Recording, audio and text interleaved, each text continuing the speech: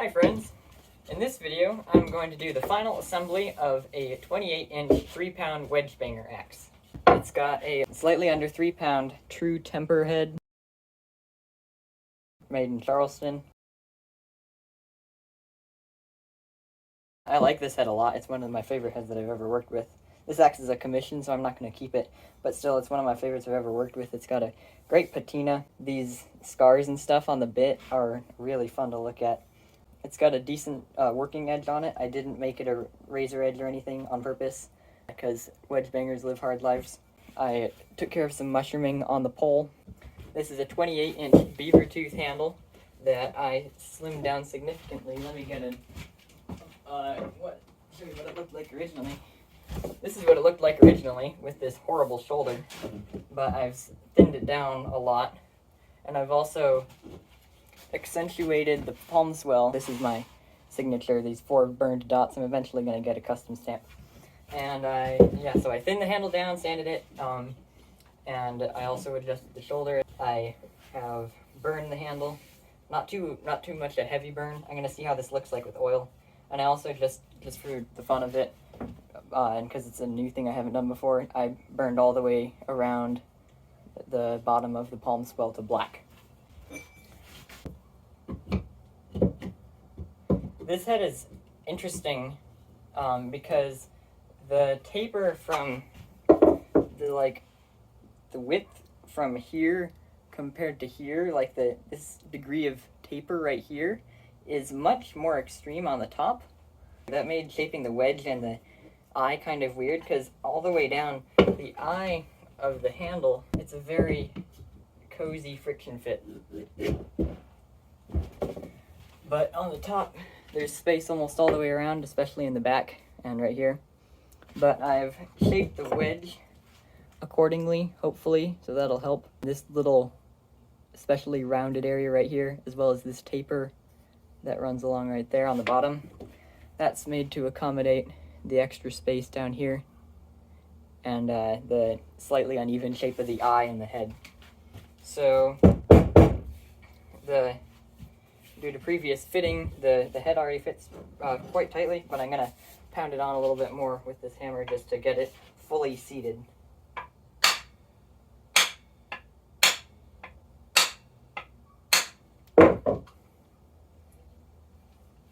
No peeling at all around the bottom,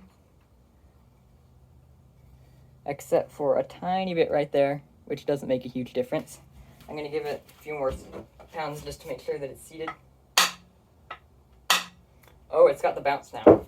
If you make axes, you know what that bounce feeling is. Once the head is fully seated and you're banging on the knob of the handle where the hammer bounces off extra.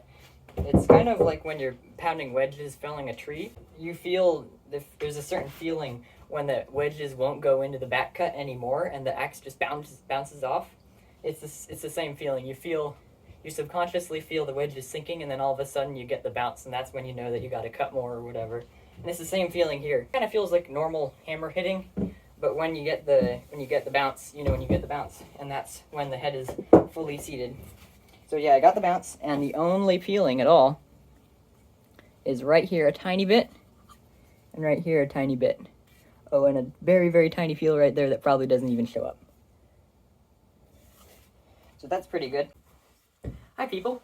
At this point in editing, I feel that I should clarify that you can also get the bounce if you do not hang the head properly and have a very poor friction fit and shoulder shaping. So if you have poor friction fit, eye fit, and shoulder shaping, the head will slide right down the eye and hit the shoulder and then start peeling wood instead of just having the perfect friction fit. So, and then after enough banging on the pole with a hammer or whatever, the head will have gone down so far and peeled so much wood it won't peel anymore, and it is very, very stuck, and it won't peel any more wood, and that will often give the bounce. However, that is still a poor fit because it's just come to the point where it can't peel any more wood.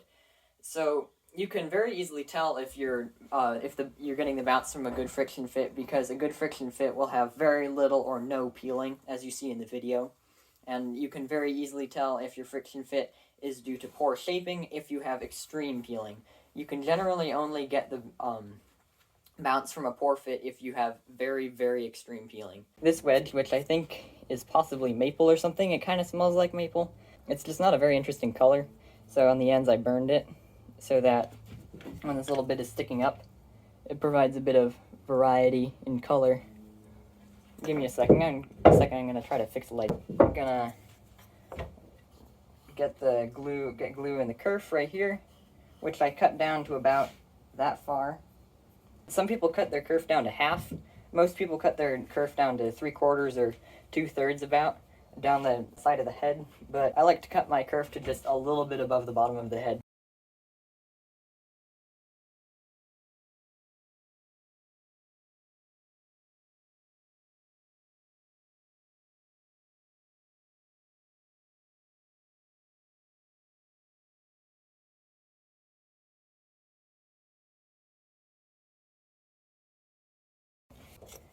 I marked which end of the wedge is the back.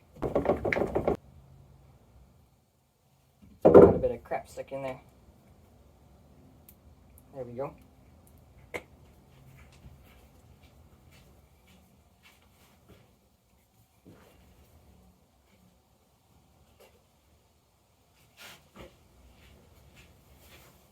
I got the glue in the kerf now, and I'm going to put a little bit of glue on the sides of the wedge. I don't put a lot. Some people put a lot. I only put a little bit because most of it ends up getting squeezed out the top of the kerf as you drive the wedge further in. So maybe just a little bit, like that much. Well, first let me spread this around. A little bit more.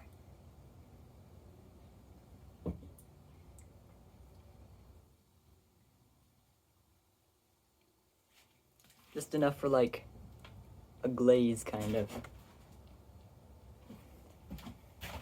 Now the other side.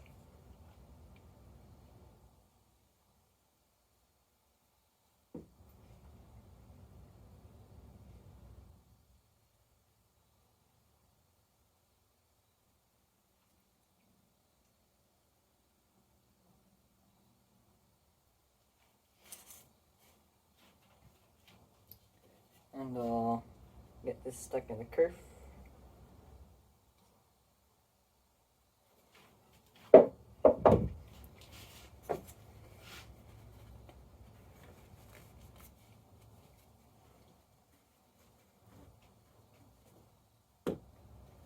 Gotta be kind of careful when I clean off the top of my wood glue because it gets a little crispy film on it and it's kind of weird if I don't take care of it. So now I will start driving the wedge, and I do start doing that on the workbench, but depending on how things go I may move the camera to give you a better view.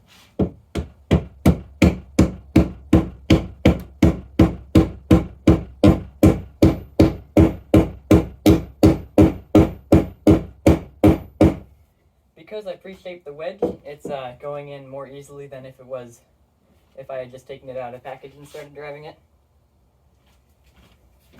You can see what space it's leaving so far.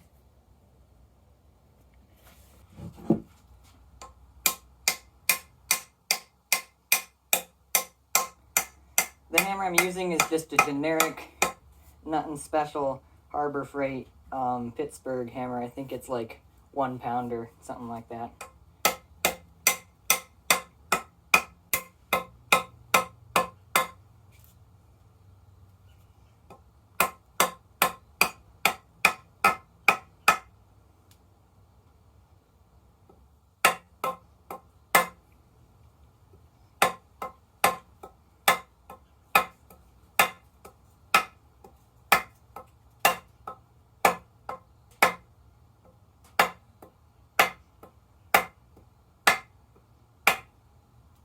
For good measure, I'm going to take my trusty 5-pound rafting axe and give it a few wallops. This is just a redhead, a 5-pound council tool axe, 28-inch handle.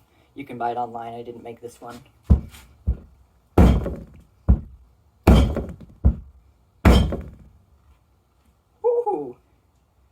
Gonna getting a decent mushroom. Alright, that's as far as the wedge will go, and I am satisfied with that. Let me cut off this area a little bit right here so that you can see exactly what we're working with. I use a towel, 4 layers of towel to protect the axe when I put it in the vise, because this has just regular metal jaws. In the early stages of the axe where I'm removing a lot of material and it doesn't really matter what things look like for a time, I just use 2 layers because it's easier to work with.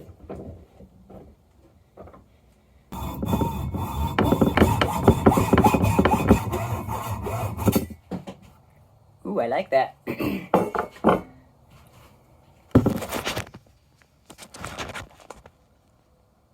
I'm going to do a pretty uninteresting part and just sand all around here and sand these edges as well. If I've got a sharp knife, I'll sometimes use that to trim off the stringies and stuff around the edge of the eye after I cut off the excess. If I don't have one with me, then I just use some sandpaper.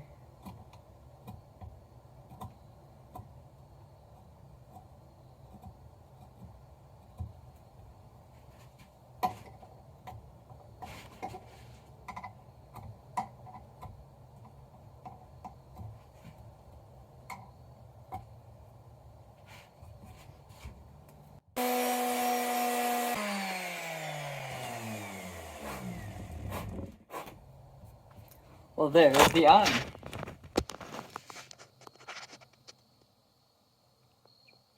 There is a gap up here at the front, but that won't really affect the head's ability to stay on and stuff, because everything else around it is so tight. The gap here is because I cut off too much of the end of the wedge by accident, but if I had left that amount of wedge on, it would still just be the wedge filling up that spot, because of the way the eye is shaped at the bottom of the head as opposed to the top of the head. For maximum security, I am going to put at least 1 step wedge in this eye. By looking at where the wood is tightest around the eye and stuff, this is a thing that's so small it won't really show up on the camera, but by looking at where the wood is tightest and such on the around the eye and looking at the shape of everything, I have decided to at least start with this medium step wedge facing in at that angle. And I'll start it up here, but then I'll drive it in like I did at the other wedges, like the other wedge.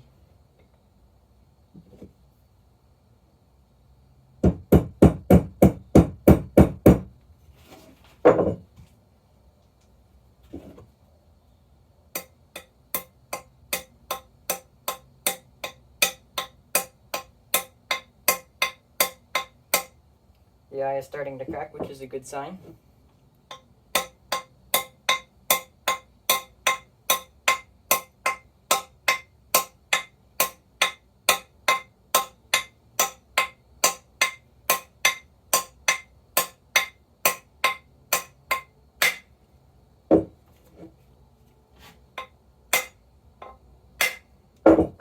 Alright. That one's in. It has improved the situation, but I think the eye could be tighter. So, let me look at where I can put these. I'll put this small step wedge in the front. Right there like that.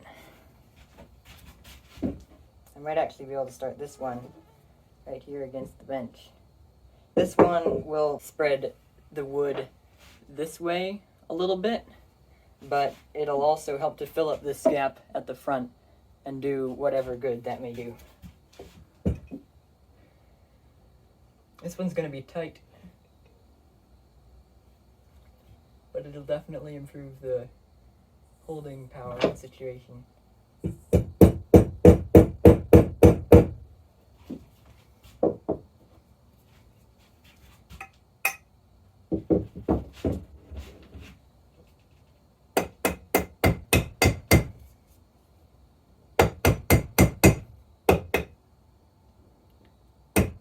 because the tips of these step wedges are rounded, it can be really hard to get them started. It's definitely an acquired skill that I have not fully mastered. Sometimes, depending on the situation, I will sharpen this tip right here to a point, and that can help with stuff. It depends.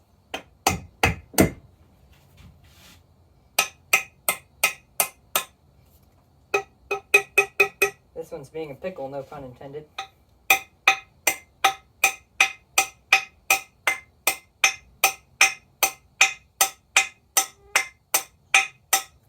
It might seem more secure to do this while the axe is on the ground or on the floor or something, but I don't really know how to explain it. I guess there's inertia and whatever, but as long as I hold the axe relatively still and keep my muscles tense, the resistance offered by the axe just having inertia sitting here and me holding it and trying to push back with each strike is enough to allow me to drive the wedges in just fine. However, for serious applications and really hard driving and stuff, I will get my big rafter and put the axe on the floor and stuff. Depending on your handle and stuff, depending very heavily on your handle, sometimes if you're pounding like this and you have a major palm swell or something where it comes out like to here, if you don't have this perfectly sat on the table or on the floor or whatever, you can break stuff off. I learned that the hard way. Be careful driving your wedges. This is definitely very tight now.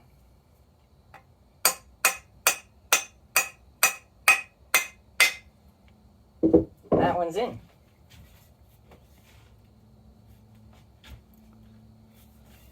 It's filled up some of the gap in the front, but not all of it. There we go, that's better lighting, sorry. And just for good measure, because I can and because it won't mess anything up, I will put another wedge in. Let me see. Let me look at what sizes I have. Oh, look at this little thing. Forgot I had that. When I got this head off of eBay, it was like 25 bucks, and it came with this old, beautiful handle. Well, the handle used to be beautiful, and it was this one right here. And it's got this lovely shaped palm swell, super comfy curve, not too curvy, but not too straight. And the eye, as you can see, is basically done.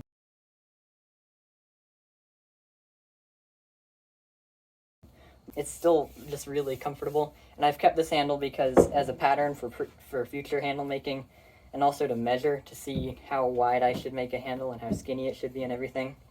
Unfortunately, it is also bowed. I don't know how well it shows up, but it bows off to this side, so unless I have some kind of steam bending skill, which I don't, this handle is just gonna stay as it is, even if the eye was useful. And anyway, to the point, when I got this off of eBay, this head was on this handle.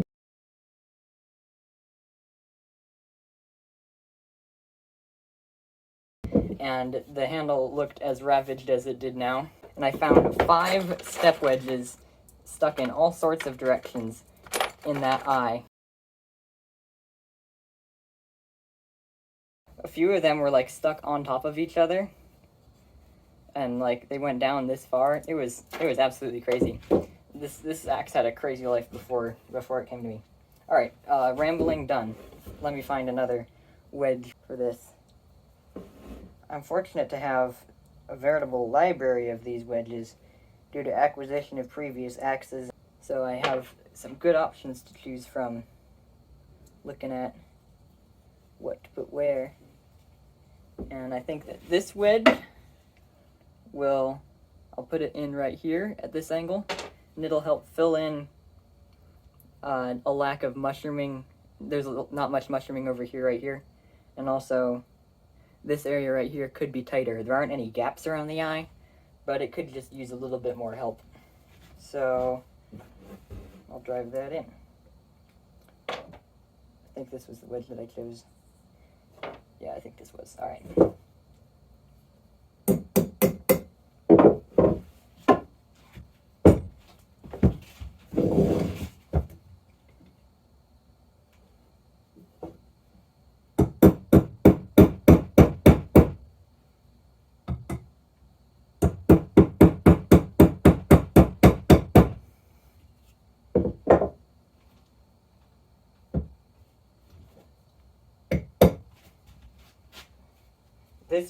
This step wedge is used, so it's a little bit warped or bent, so it's going to be a little bit interesting to drive it. Oh, maybe a little bit too interesting. Yo, that's interesting.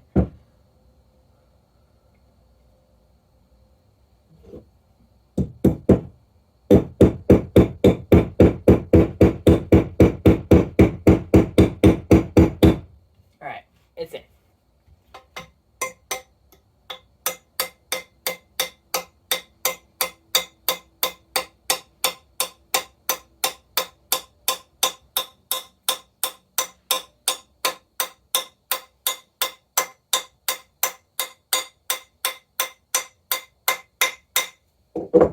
Alright, that one's in. And it has helped with the mushrooming situation.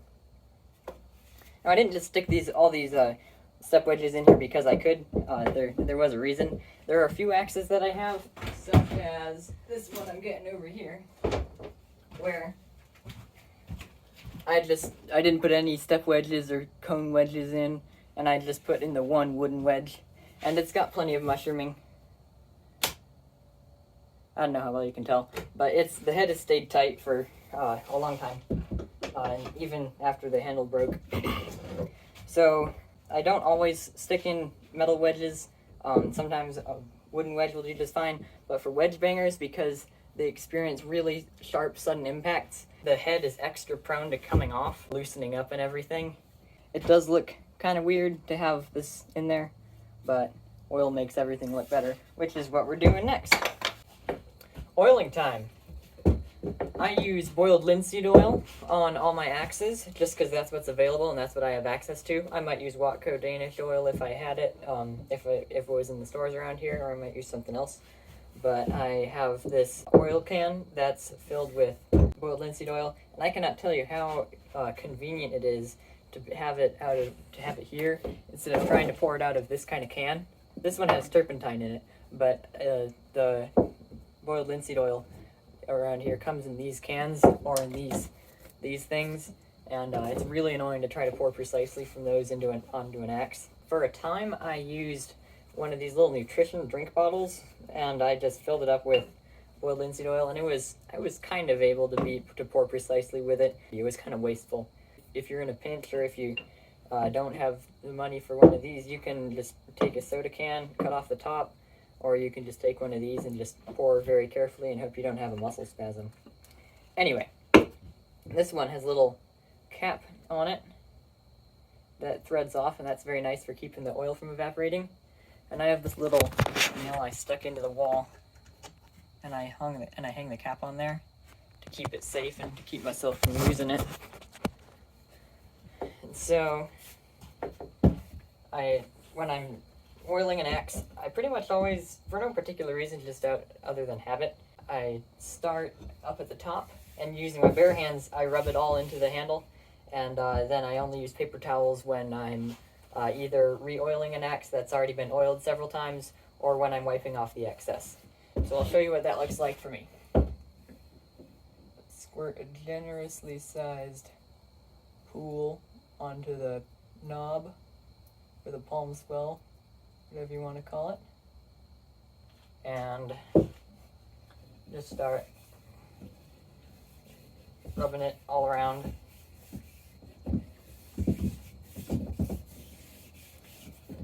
What looks like a lot of oil on top of the palm swell often barely covers the handle.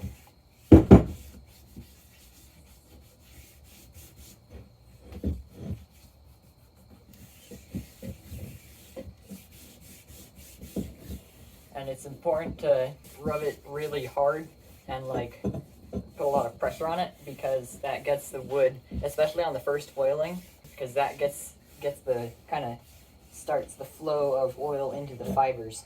Because this wood has never before seen any kind of oil, and it's also pretty filled with sawdust after all the sanding I did. So rub this all in, and then right now the handle is more or less covered from that first pool on top of the palm swill and on top of the knob. So I'll move on to around the head, which is a little bit more precarious, and I'll try to do it right here so you can see. I'll just squirt a little bit of oil along the bottom of the eye, and then I'll go in there with my fingers and rub it all in. I'll let it sit upside down like this for a while to let gravity bring the oil into the eye. It's very important to get oil into the eye because that swells up the wood inside the eye and holds it in place extra well. Even a good wedging job on an axe, if not oiled, the axe can still get a little bit loose over time, or a lot loose. Depends on all kinds of factors, but it's really best to have a good wedging job and a good oiling job. While I have the axe upside down like this, bottle is in the way, but while I have the axe upside down like this, I oil the head, which, as you might guess, does not drink up a lot of oil because it's metal. But no matter how little, it's good to put oil on the head because that protects it from rust, and it also makes it look extra nice and shiny. Once I've just done some rubbing the oil into the metal, I'm just gonna wipe the metal and take up any bit of metal, any bit of oil that's sitting on the outside to keep it from collecting up dust and whatever. But even after wiping up the oil gives the slightest sheen to the axe. I know you can see that you can see the light shining off. And there was a bit of reflection before, but it just makes the axe look so spicy. Alright, give this one more rub to keep it from dribbling oil on the bench. And now I'll move on to the top. Now the eye at the front here has been dribbling out for the past few minutes wood glue, because that's one of the few places it could go as I drove in the wedges. But that doesn't really mean much. It's just such a lovely thing to get oil on here.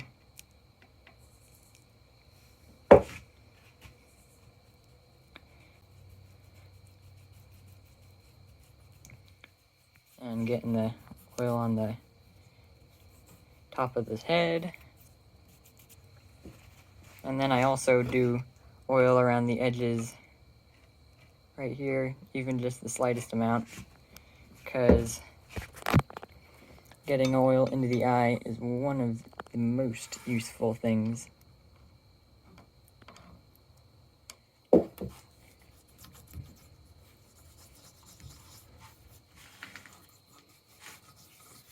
And just rub everything.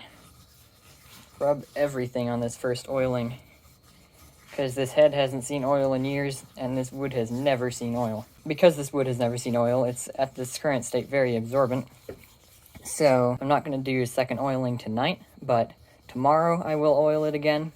For all axes that I buy and make, I do my best to follow the philosophy of oiling it once a day for a week, once a week for a month, and then once a month for a year, and then somewhere between once and twice a year, sometimes more depending on how you use your axe.